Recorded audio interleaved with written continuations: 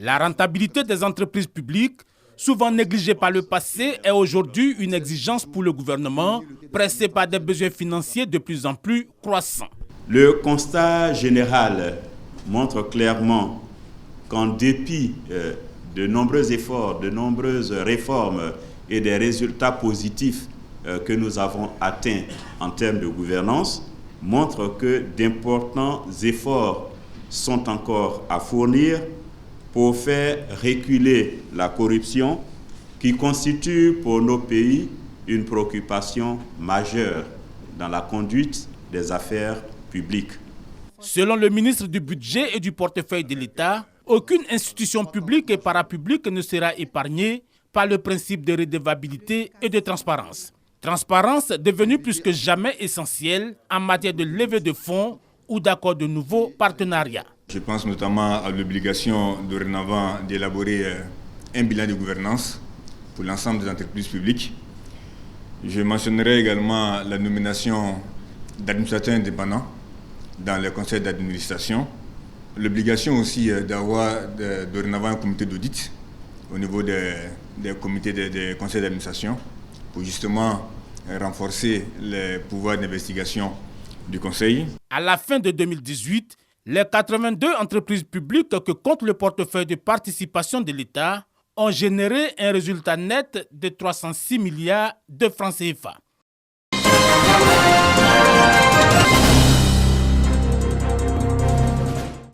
Promouvoir la digitalisation et en tirer parti, un atout pour une agriculture et une éducation de qualité en Côte d'Ivoire. C'est le thème choisi pour cette première édition.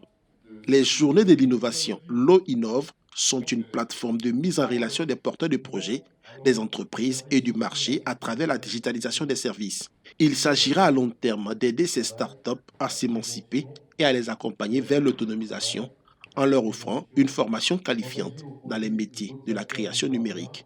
Notre objectif, c'est de peupler le tissu de PME en Côte d'Ivoire, de PME numériques, qui sont capables de soutenir la transformation structurelle de notre économie et l'emmener finalement vers l'économie numérique. Les L'eau innove célèbrent les projets entrepreneuriaux innovants qui ont un impact positif sur l'environnement socio-économique de la Côte d'Ivoire. C'est une activité qui nous intéresse, une activité qui vise à mettre en relation à la fois des entreprises qui ont des besoins et des porteurs d'idées, des porteurs de projets innovants. Et donc nous sommes là pour écouter, nous sommes là pour apporter l'appui institutionnel du gouvernement, de telle sorte que ces PME ou ces porteurs d'idées puissent trouver aujourd'hui, si vous voulez, des solutions à leurs préoccupations qui vont à la fin contribuer au développement de l'économie du pays. Ces journées initiées par le groupement des opérateurs du secteur des technologies de l'information et de la communication gothique se sont déroulées pendant 2 jours et seront organisées tous les 4 mois.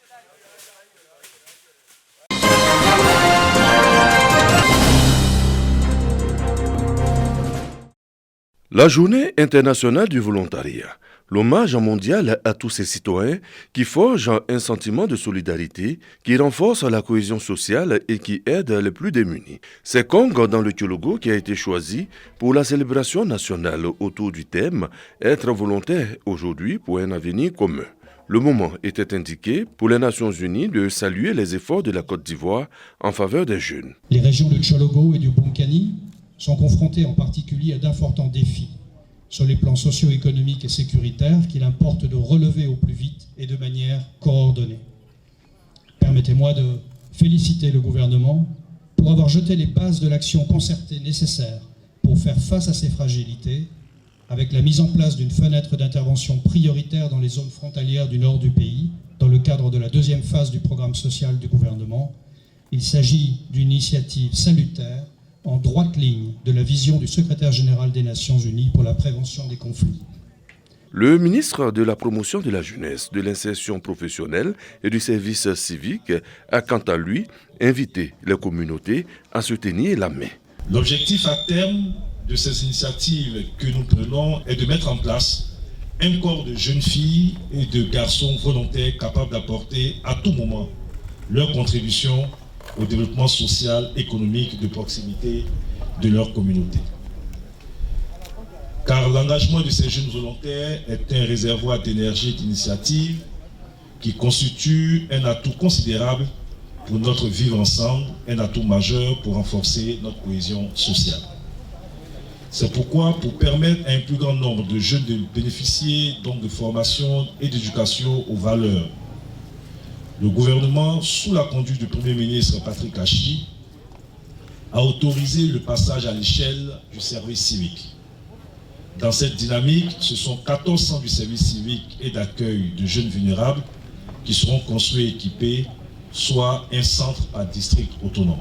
Ils sont au total 300 volontaires issus du district des Savanes qui ont au cours de cette cérémonie prêté serment. Ils se rendent ainsi disponibles pour leur communauté.